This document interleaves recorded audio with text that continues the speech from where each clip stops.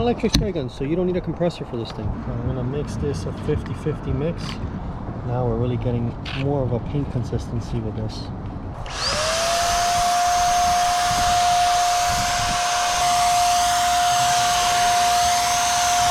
This would be great for somebody that doesn't have an air compressor at home. A little bit goes a long way with this stuff.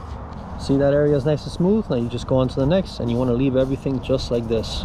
Rub this on here. We're going to start on here on the side, and then I'll go back to the top. This is my cutting pad with my cutting compound. This is just cutting compound, so watch this. If I was to rate the Haichika for gel coat spraying, I would say... All right, so the moment of truth and my humble opinion.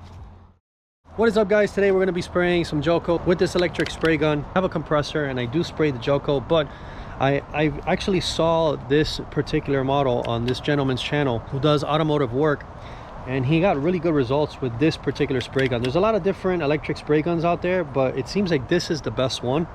And I wondered when I saw it what it would be like to shoot gel coat with it. As some of you might know, gel coat is very, very thick. It doesn't shoot like paint. So today I'm going to show you how we prep the gel coat so we can shoot it just like paint with a high gloss additive, and that way it'll spray out the gun a lot smoother, a lot thinner. So let's talk a little bit about the gun first, and then we're going to talk a little bit about the gel coat that we're going to use, and then we're going to actually go spray the part that we're going to spray today, which is the console. Let's go take a look at that. The client brought it already prepped and ready to go, so I kind of had to fix a couple little things here, but he did a really good job prepping the surface, so everything's already been wiped down and everything, and this is ready to go. So here's the actual gun. This is the Haichika EP013 paint sprayer. It's not really that heavy, okay? It is obviously bigger than your typical spray gun, okay? It's got this knob here so you can adjust the flow, okay? Less to the left, more flow to the right. Basically allows how deep you can actually pull the trigger on there. It allows you to open up and close that fan, okay? And then you can adjust here the direction of the actual fan. And then in here it has a couple instructions, and it comes with a couple of tips. So we have a 2.2 in there. This is a 1.8, a 1.5, and then we have a 2.6, right? And we have this little funnel here, and it comes with a nice little tool and spray. And a little instruction manual. So basically it has this little container down here, about 1200 mLs. And then this piece here, see this thing moves? You always want this facing forward, so when you're tilted, it'll have the pickup tube there, okay? And then it's got this button down here, and that is to separate this whole piece like this. Now, one thing that I noticed when I got this gun is that there was some grease inside, which I cleaned up, and then the tips, which you let go of here, this is how you open up the tip.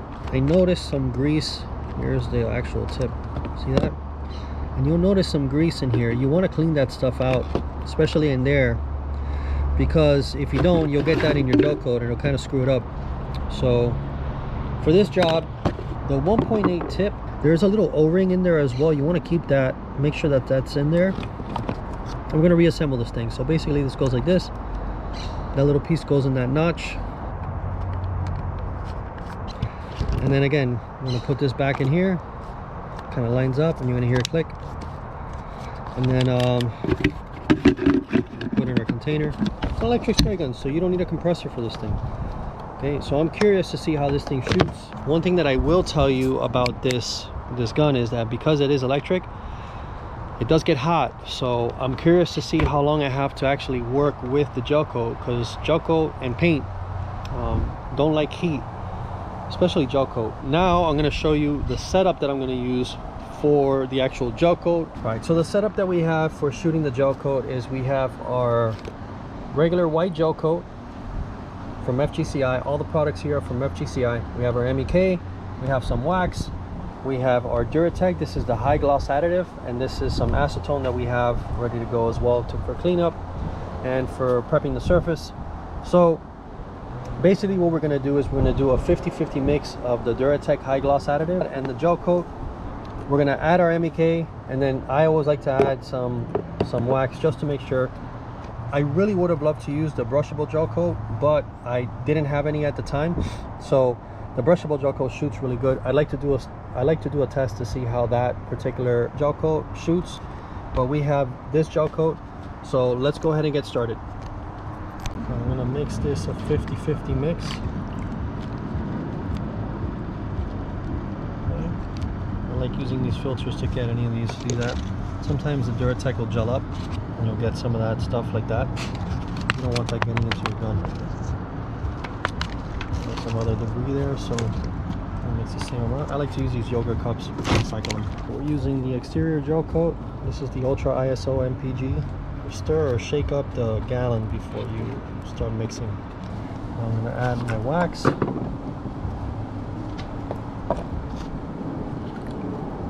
Before I add my MEK, I'm going to give this a good mix. Now we're really getting more of a paint consistency with this. Just added my MEK.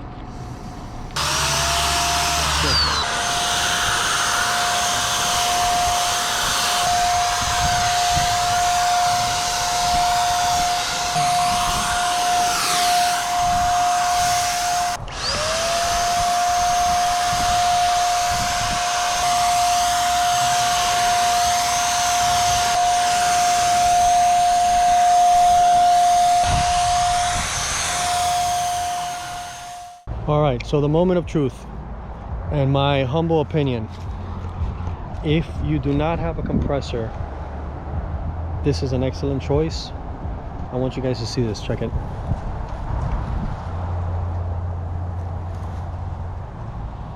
Now there is orange peel. That's why I'm curious to see if we shoot with the brushable gel coat, if it'll come out even better like I did on my Zebra Skiff. But this is really good for what it is. Because I'm shooting outside and the wind picked up, the bugs are starting to come out, and I had some trash shoot up off the grass, which was, it sucks because I was really doing really well with the coverage, and it just shot up and got all that crap in there. But overall, I mean, it's fantastic. It is a little heavy, and your arm kind of gets tired as you're shooting. But hey, look at this. Got great coverage. I'm going to talk to you about the settings that I used, because it did like specific settings. Once I started getting used to the way it shot, I kind of got the hang of it. So I really didn't get any runs. I got one drop that came off of the gun there, and I think that was towards the end when I started sputtering out kind of the last little bits of it, and over here if you can see that. But for shooting the Duratec, I really got no runs anywhere.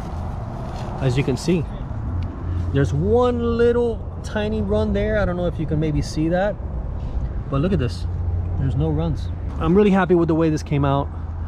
For being an electric gun, man, it's hard to beat.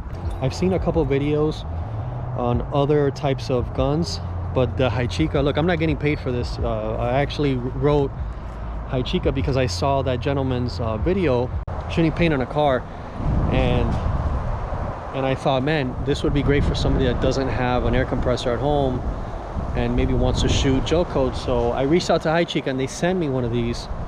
And I don't have a discount code or anything for you guys. This is just literally me trying, and this is what I got. So you guys get to try it at home if you want. Check out Haichika. I think you could get them on Amazon and stuff like that. I'll put the link up there to my Amazon store. But yeah, man, you really can't beat this for what it is. Again, I'm shooting outside and I got a lot of debris because look at the wind. It started to pick up now, man, and everything was going so good, you know. So I'm gonna have to come in here. Look at that, all this crap from the bottom here. It's just really upsetting. But overall, I think this is really great. Yes, there's orange peel, but the coverage is great. And look, no runs, like I said. Well, now what I'm gonna do is I'm gonna come in and we're gonna sand 500, 1000, and we're gonna buff and polish this thing and get this thing real shiny. So let's get to that. Next day, it's nice and cured. Got some orange peel, that's not bad. All right, let's get to sanding. Now before I start sanding, I want to know where all the high and low spots are. And I know that I've sanded just enough to where I have a smooth surface. So I'm going to be using this steel blue, it's called steel blue layout fluid. So this is kind of like that powder guide coat that you see painters use on surfaces before they paint. It's kind of like the same thing. So I'm going to put that on there. And basically I'm just going to use a rag and wipe it on there. So a little bit goes a long way with this stuff. It dries really fast. Jeez, it's already dry. All right, so basically that's what we have. This stuff dries out really quick. And a little bit goes a long way. You want a good, decent rag. So that's it. So now I'll go sanding. Little by little, this is the fun part. So let's get to it. All right, so basically, as you can see here, I'm using a 600 grit. And you want to get rid of all that so you got a nice smooth surface. So I'm going to keep going at it.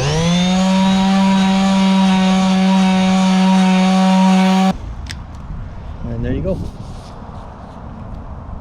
See, that area is nice and smooth. Now you just go on to the next, and you want to leave everything just like this, because we're going to come in with 1,000, 1,500 wet sand, and then we polish, and that's it. So now we got to do the whole thing. So I'll spare you guys the time. I'll get back to you when we go to the wet sanding. All right, we went through with 600. Now we're going to come in with 1,000 wet sand, and then 1,500, and then we'll buff and polish. So that's after 1,000.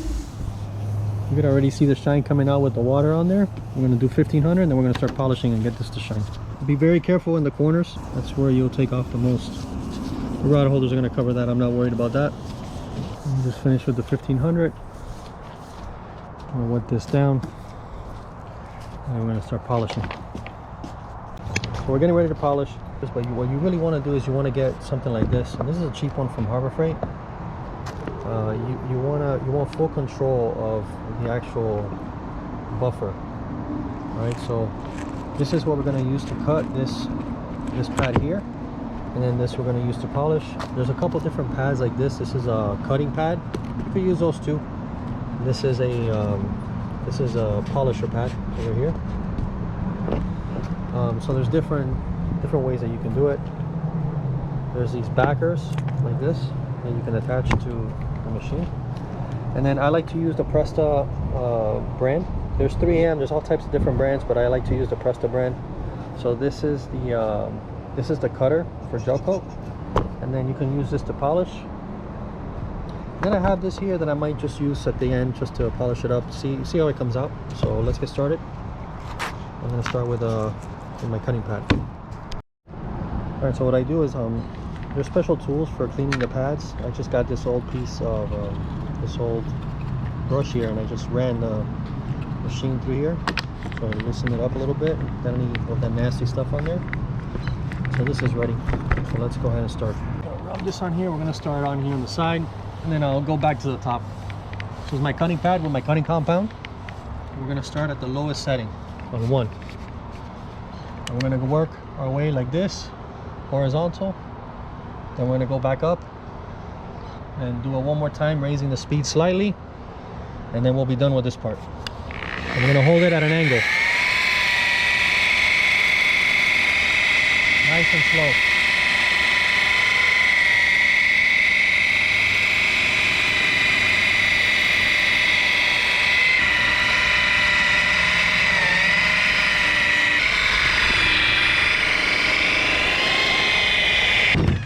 Down. Let's look at that. And before I even do anything, let's wipe it down. This is just cutting compound, so watch this. Look at that. Now we're going to use the Max Complete compound. We're going to use this on our polishing pad. And we're going to do the same thing as we did with the cutting pad. But now we're going to raise the speed just a little bit. And we're going to do the same technique of back and forth. A little bit higher RPM.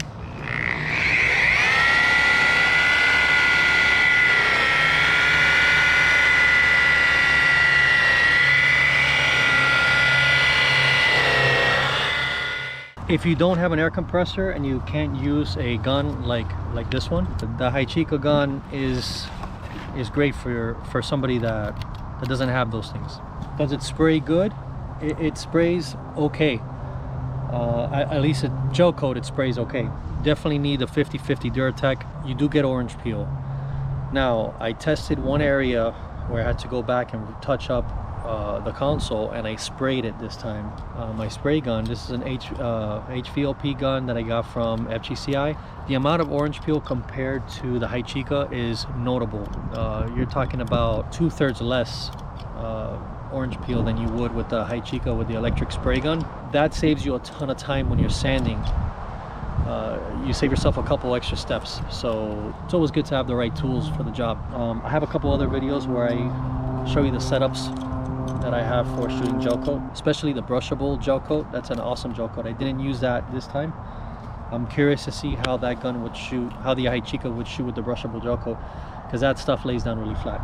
If I was to rate the Haichika for gel coat spraying, I would say, I don't know, 4 out of 10, 5 out of 10. That's for somebody at home, the hobbyist that's looking to just spray some gel coat instead of rolling it. I think it's a pretty good option. So let's take a look at what we got. This is after sanding, wet sanding, buff and polish. That looks really, really good. And I still have to wipe it down. It's still a little, still has some compound on it, but I mean, you could just see that you got glass there. Now again, I didn't fair this console like I told you, so there is some holes here like these here, but the client knew that's coming in. So yeah, I mean, look at that. You can get results like this at home too.